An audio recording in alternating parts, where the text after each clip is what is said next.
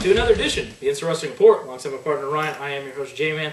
This edition of we're going to do our 2011 TNA No Surrender review, just getting off there with the pay-per-view. Really not that impressive going into your big pay-per-view Bound for Glory coming in next month, the first pay-per-view coming out of that, but really not that impressive from TNA, one of the worst pay-per-views of the year for sure.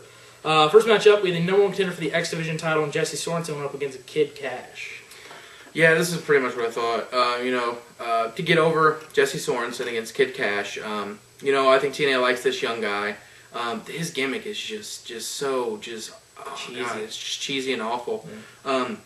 The kid has some really good. He's really talented. I think you really need to come up with something for this guy. Just be himself, man. Yeah. Just be out there and be himself. Yeah. I mean, I don't know. I mean, I guess you can work with this gimmick right now, but obviously he goes on, wins this clean, looks pretty good. Match is okay, nothing super great, but yeah. Yeah, it kind of reminded me of a lot of shades of a kind of a veteran versus young guy, kind of something you get out of almost like a hardcore Holly match, where the veteran would be really just stiff with the young guy and really try to treat him like you got to pay your dues to get in here. And really looking obvious, Jesse Sorensen probably get the win out of this and moving on to face the X Division champion. And it looks impressive. Not really one of his best performances at this pay-per-view. Looked a little bit more impressive on the impacts, but moving on, hopefully he can continue on this push for the new number one contender for the X Division championship. Next matchup, we had the Bound for Glory Series semi-final here between James Storm and Bully Ray. We were actually kind of wrong on the preview of this thing. It was going to go in and be a kind of a tournament-based thing, but actually keeping the points going here, finding out that James Storm had to get a submission victory to get the points available to move on and be able to win the Bound for Glory Series. In this match, we're kind of got a shades of the same stuff that went on in the finals with Bully Ray, where he was just kind of dragging on the start of the match with James Storm, and then finally ending with a DQ and moving on, and Storm not being able to move on from there, but really just dragged and kind of showed shades of what would end up happening with this pay-per-view down the line.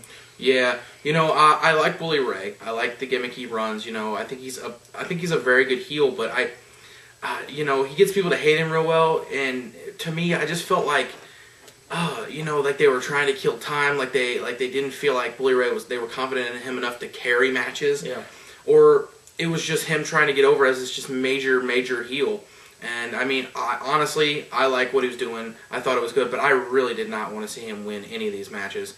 Yeah. I like to see him do maybe mid-card stuff, cut promos, but I definitely was sitting here thinking, I'm like, man, I don't want to see this guy win this, man.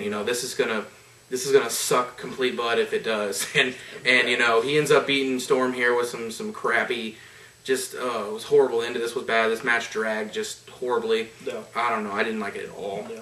Next matchup, we had the Knockouts title line when champion Mickie James went up against Winter. Yeah, man, this makes I don't really know what they're trying to do. The only thing I can get out of this is maybe they're trying to make this maybe a triple threat or something at Bound for Glory with Angelina Love, Winter, and Mickie James, or just have Winter face Angelina Love. Yeah. It seems like the only knockouts they're using right now are those three. Like they do random stuff on Impact, but nobody else is getting pay-per-view time. No. Women's tag titles or knockout or whatever. They're not getting any time.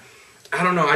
They're really trying to push with this angle here and go on to Bound for Glory and do something with this. But I really saw no reason for Winter to win this at all. And continuing spitting blood in the faces, it's just that you do it once or twice. You don't do it 5 times. No. Just stupid. Yeah, it made no sense because, if you watched the Hardcore Justice match they had in this match, it's the exact same match. Mickie went in as champion, Winter came back out, and having Mickie win the title on those Impact tapings in Huntsville, Alabama, it's just pointless. It doesn't make any sense. Why would you want to go in here and have the exact same match? It's the exact same thing. There's nothing, new. There's no fresh feel to it. It's the exact same thing. And like I said in the preview, that's what we've been getting out of some of these knockout matches, the same typical type stuff. Hopefully we see Angelina start to break away from Winter and maybe see her and see a triple threat like Ryan was talking about. We were talking about that during pay-per-view. Hopefully see a triple threat maybe and see a better quality match. But really the same type stuff that we've seen there. Winter getting the win and new knockouts champion. Next matchup, we had the TNA Tag Titles line with champion Mexican America win up against the Dinero and Devon. Really nothing too special here. Mexican America getting the win. A lot of interference with Ida's, Rosita, and Sarita on the outside. Devon and Dinero really working like a team. Really a traditional type, tag. Like guys who go in there do the double teams and do this and that. But really did not need to be seeing them win the tag titles. We're kind of getting scared that they might in the middle there because you need a formidable tag team and hopefully run behind Mexican America here. But Mexican America getting a win here with some interference from the Idas. Yeah, when I first started this match, and I was just sitting here and I was just thinking, man. They cannot have Pope and Devon win this, And then they started going more and more and more. And they looked like, they could probably team together and do something, wouldn't expect anything super great out of a tag team match with these guys, as is Mexican America as well. But, like I said, there was cheating, like he said, just a bunch of shenanigans going on with the girls, and it was just, this pay-per-view as a whole was pretty rough. But this match right here, I was hoping that Mexican America would keep them and try to do something with a feud or something. I have no idea where they're going right now. Who knows? Next matchup, we had Samoa Joe versus Matt Morgan. The quality of this match was actually pretty good. I was not expecting this to even be a match. I was expecting this to just be a flat-out brawl that wasn't even going to be a match. It was a flat-out, straight-up match. There was no cheating. There was none of this, none of that. Morgan just gets the win with a carbon footprint off of Joe, and there we get back to where we used to be, where Joe's just losing matches. The quality, like I said, of the match, one of the better matches of the night, and that's really saying, But this was just, you want to figure out what they're trying to do here, but they just keep replaying the same. It's like we're watching just over and over and over again the same thing. Yeah. You got to do something different here. It's bothered me. Yeah, like you said, it's really just the same stuff that's going on with Joe here. Him getting pissed after losing yet another match. And they keep building it up to where he's just going to blow up and just start destroying people and hopefully getting on a winning streak or getting on a path of somewhere where he needs to be and really becoming formidable again. But, just getting Morgan, after his injury coming in here, really nothing behind him, just getting in there with Joe, who's just been destroying as of late. And just have him come in there and lose to a carbon footprint. That's it. There's nothing there. It's just like, why? Well, there's no point in that. You need to build behind something fresh, build behind something new, and there's just nothing to gain off this at all. There's just nowhere to go. But Matt Morgan, the one with the carbon footprint. Next matchup, we had the second semifinal in the Bound for Glory series between Bobby Roode and Gunner.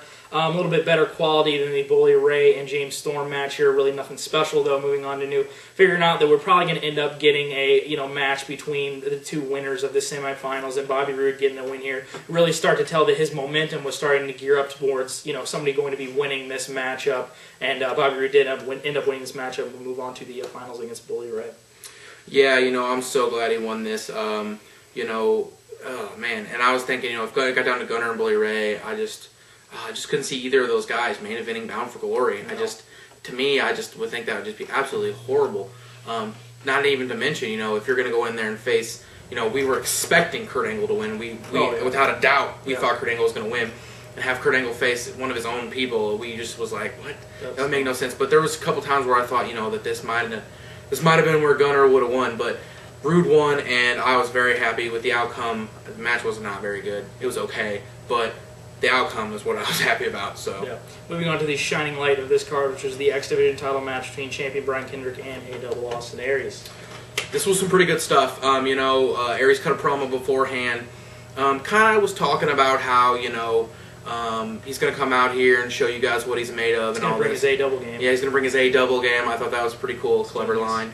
And, saying Brian Kendrick's a world-class athlete, and I got the feeling, this was going to be the match that was going to show up for this pay-per-view, and it definitely was. Yeah. There was good spots here and there, good, here and there stuff. Just an absolutely disgusting brainbuster to win this by Aries. Aries getting the win on this, clean. Kind of.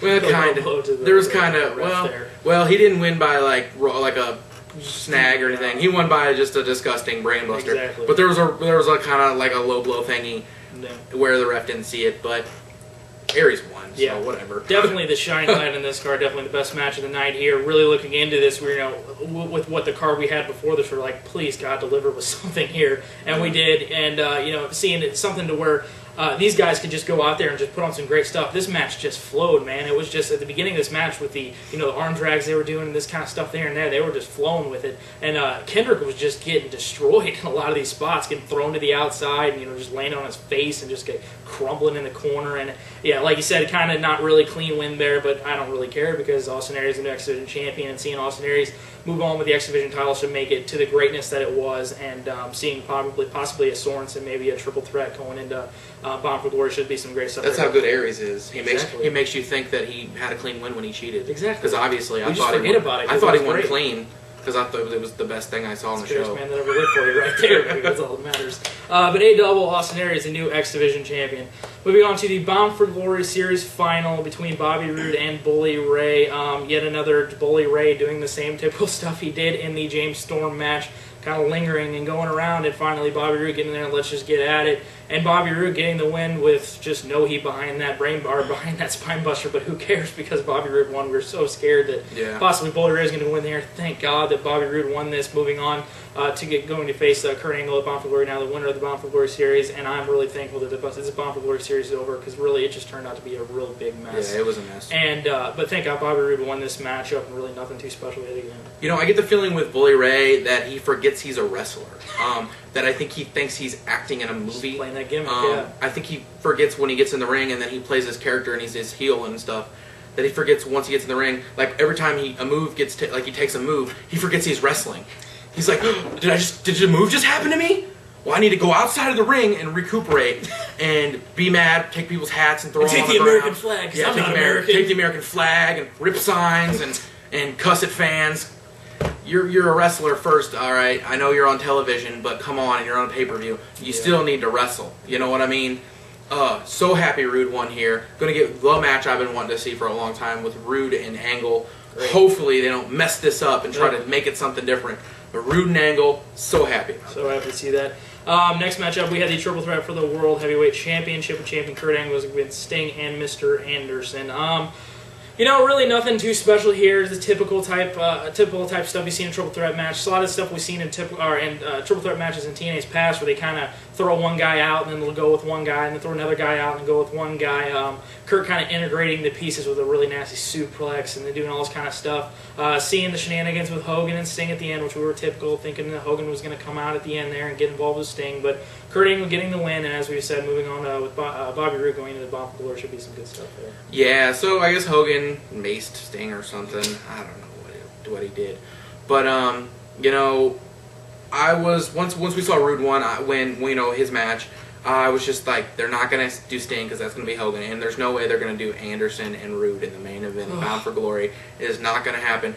DUI or not, Kurt Angle, he's still probably better wrestler than half your friggin' 75, 85%, almost 90% of your roster. If he's drunk, he's better than almost 90% of your roster drunk. That's the truth. 91, 94%, 97. 0.5%. 98.8% better than most of your roster drunk. It doesn't matter. So glad Kurt Angle won right here. Shenanigans, a low blow, doesn't matter. Bound for Glory is where we're headed.